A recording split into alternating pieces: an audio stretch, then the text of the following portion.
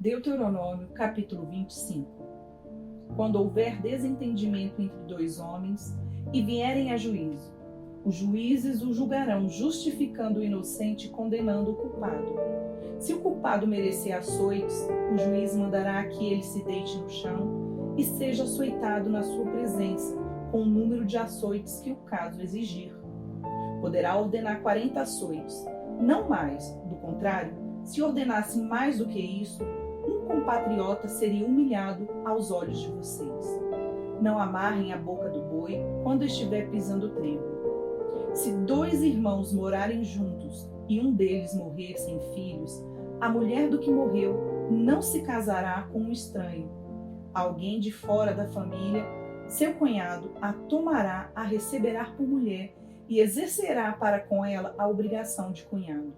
O primogênito que ela lhe der será sucessor do nome do seu irmão falecido, para que o nome deste não se apague em Israel. Porém, se o homem não quiser se casar com a cunhada, ela irá ao portão da cidade para falar com os anciãos e dirá: meu cunhado se recusa a dar continuidade ao nome de seu irmão Israel. Não quer exercer para comigo a obrigação de cunhado. Então, os anciãos da cidade devem chamá-lo e falar com ele. Se ele persistir e disser: não quero casar com ela, então a cunhada chegará perto dele, na presença dos anciãos, e lhes descalçará a sandália do pé. E lhe cuspirá no rosto e protestará, dizendo: assim se fará com um homem que não quer edificar a casa de seu irmão. E em Israel se dará à casa daquele homem o nome de a casa do descalçado. Quando dois homens estiverem brigando, um contra o outro, e a mulher de um chegar para livrar o marido da mão daquele que o fere, e ela estender a mão e o pegar pelo órgão genital, vocês devem cortar a mão dela. Não olhem para ela com piedade. Não levem na bolsa pesos diferentes, um grande e um pequeno. Não tenham em casa dois tipos de medidas, um grande e um pequeno. Usem um peso integral e justo e uma medida integral e justa, para que se prolongue os seus dias na terra que o Senhor seu Deus lhes dá. Porque todo aquele que pratica tal injustiça é abominação ao Senhor Deus de vocês. Lembrem-se do que os amalequitas fizeram no caminho quando vocês estavam saindo do Egito. Eles saíram ao encontro de vocês no caminho, e quando vocês estavam abatidos e cansados, atacaram na retaguarda todos os desfalecidos que vinham atrás. E não temeram a Deus. Portanto, quando o Senhor seu Deus lhes houver dado sossego de todos os seus inimigos ao redor, da terra que o Senhor seu Deus lhe dá por herança, para que dela tomem posse, apaguem a memória dos amalequitas da face da terra. Não se esqueçam disso. Deuteronômio, capítulo 26. Ao entrar na terra que o Senhor seu Deus lhe dá por herança, ao possuí-la e morar nela, você deve pegar as primícias de todos os frutos que colheu na terra que o Senhor seu Deus lhe deu, colocá-las num cesto e ir ao lugar que o Senhor seu Deus escolher para ali fazer habitar o seu nome. Você chegará ao sacerdote que estiver de serviço naqueles dias e lhe dirá: hoje declaro ao Senhor seu Deus que entrei na terra que o Senhor, sob juramento, prometeu dar aos nossos pais. O sacerdote pegará o cesto e o colocará diante do altar do Senhor seu Deus. Então, você testificará diante do Senhor seu Deus, dizendo: meu pai foi um arameu, prestes a perecer. Ele foi para o Egito e ali viveu como um estrangeiro com pouca gente. E ali veio a ser uma nação grande, forte e numerosa. Mas os egípcios nos maltrataram, oprimiram e nos impuseram dura servidão. Clamamos ao Senhor Deus de nossos pais, e o Senhor ouviu a nossa voz e viu a nossa angústia, o nosso trabalho e a nossa opressão. E o Senhor nos tirou do Egito, com a mão poderosa, com o braço estendido, com grande espanto, com sinais e com milagres. Ele nos trouxe a este lugar e nos deu esta terra, terra que mana leite e mel. Eis que agora trago as primícias dos frutos da terra que tu, ó Senhor, me deste. Então você as colocará diante do Senhor seu Deus e se prostrará diante dele. Você se alegrará por todo o bem que o Senhor seu Deus tem dado a você e a sua casa. E também se alegrarão os levitas e os estrangeiros que morarem onde você vive. Quando, no terceiro ano, que é o ano dos dízimos, você acabar de separar todos os dízimos da colheita, você os dará aos levitas, aos estrangeiros, aos órfãos e às viúvas, para que comam até se fartarem na cidade de vocês. Depois, diante do Senhor seu Deus, você dirá: tirei de minha casa o que é consagrado e dei também aos levitas, aos estrangeiros, aos órfãos, às viúvas, segundo todos os mandamentos que me tens ordenado. Nada transgredi dos teus mandamentos, nem deles me esqueci. Dos dízimos não comi quando estava de luto, e deles nada tirei. Estando impuro, nem deles dei para a casa de algum morto. Obedeci à voz do Senhor meu Deus, segundo tudo o que me ordenastes, assim eu fiz. Olha, desde a tua santa habitação, desde o céu, e abençoa Israel, teu povo, e a terra que nos deste, como jurastes aos nossos pais, terra que mana leite e mel. Hoje o Senhor seu Deus ordena que vocês cumpram estes estatutos e juízos, portanto vocês devem guardar e cumpri-los de todo o seu coração e de toda a sua alma. Hoje vocês declararão que o Senhor será o seu Deus e que vocês andarão nos seus caminhos, guardarão os seus estatutos, os seus mandamentos e os seus juízos, e que darão ouvidos à sua voz. E hoje o Senhor declarou que vocês serão o seu próprio povo, como ele prometeu, e que vocês devem guardar todos os seus mandamentos. Assim, ele os exaltará em louvor, renome e glória sobre todas as nações, que fez e fará de vocês um povo santo ao Senhor seu Deus, como ele falou. Jó, capítulo 16.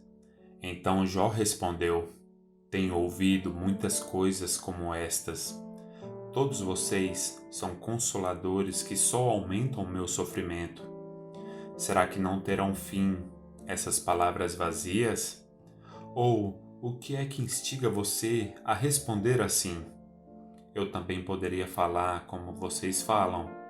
Se vocês estivessem em meu lugar, eu poderia dirigir-lhes um montão de palavras e balançar a cabeça na presença de vocês.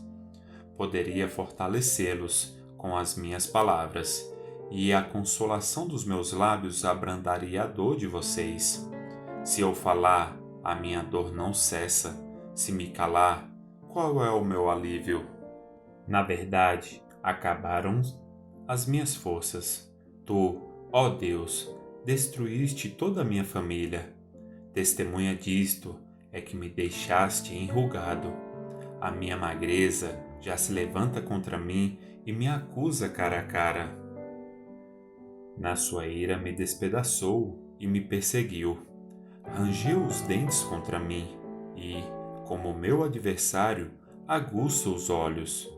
Homens abrem a sua boca contra mim, com desprezo me esbofeteiam. Todos se ajuntam contra mim. Deus me entrega aos ímpios e me faz cair nas mãos dos perversos. Eu vivi em paz, porém ele me esmagou. Pegou-me pelo pescoço e me despedaçou. Ele fez de mim o seu alvo. As suas flechas me atingem de todos os lados.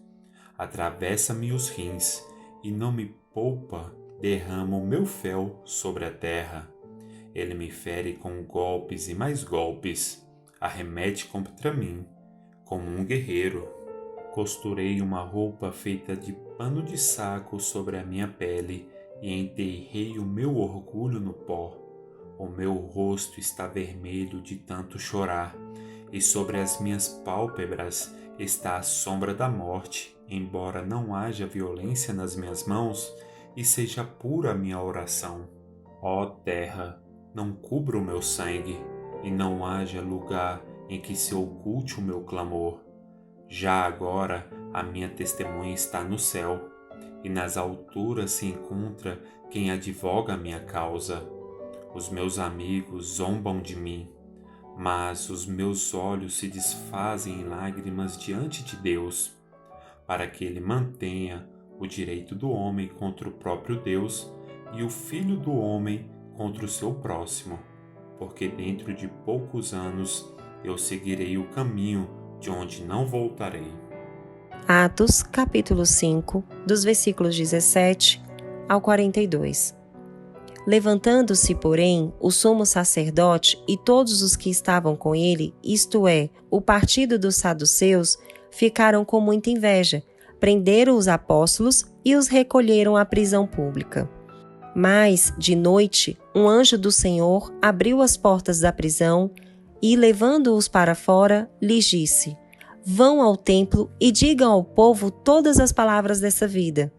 Tendo ouvido isto, logo ao amanhecer, entraram no templo e ensinavam. Quando chegaram o sumo sacerdote e os que estavam com ele, convocaram o sinédrio e todo o conselho dos anciãos do povo de Israel e mandaram buscar os apóstolos na prisão. Mas, quando os guardas chegaram lá, não os encontraram no cárcere.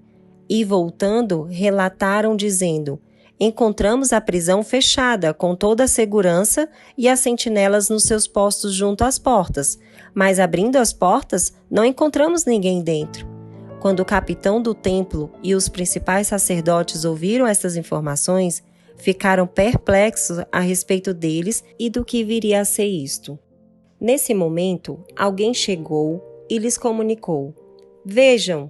Os homens que os senhores prenderam estão no templo ensinando o povo. Então o capitão e os guardas foram e os trouxeram sem violência, porque temiam ser apedrejados pelo povo. Trouxeram os apóstolos, apresentando-os ao sinédrio. E o sumo sacerdote os interrogou, dizendo: Não é verdade que ordenamos expressamente que vocês não ensinassem nesse nome? No entanto, vocês encheram Jerusalém com a doutrina de vocês e ainda querem lançar sobre nós o sangue desse homem. Então Pedro e os demais apóstolos afirmaram: É mais importante obedecer a Deus do que aos homens.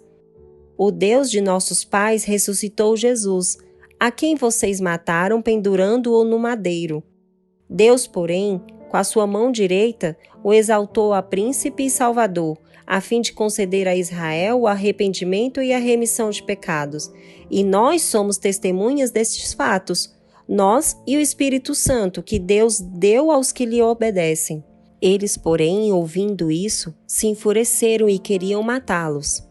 Mas, levantando-se no sinédrio, um fariseu chamado Gamaliel, mestre da lei, respeitado por todo o povo, mandou que os apóstolos fossem levados para fora por um momento.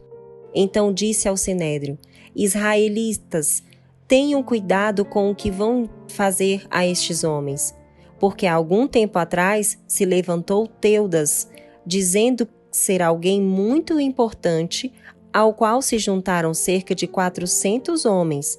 Mas ele foi morto, e todos os que lhe obedeciam se dispersaram e foram reduzidos a nada.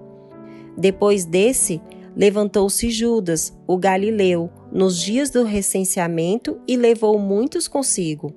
Também este foi morto, e todos os que lhe obedeciam foram dispersos. Neste caso de agora, digo a vocês, não façam nada contra esses homens. Deixe que vão embora, porque se este plano ou esta obra vem de homens, será destruído. Mas se vem de Deus, vocês não poderão destruí-los e correm o risco de estar lutando contra Deus. E os membros do sinédrio concordaram com Gamaliel. Então chamaram os apóstolos e o açoitaram. E ordenando-lhes que não falassem no nome de Jesus, o soltaram. E eles se retiraram do sinédrio muito alegres por terem sido considerados dignos de sofrer afrontas por esse nome. E todos os dias, no templo e de casa em casa, não cessavam de ensinar e de pregar que Jesus é o Cristo. Curta, Comente e compartilhe.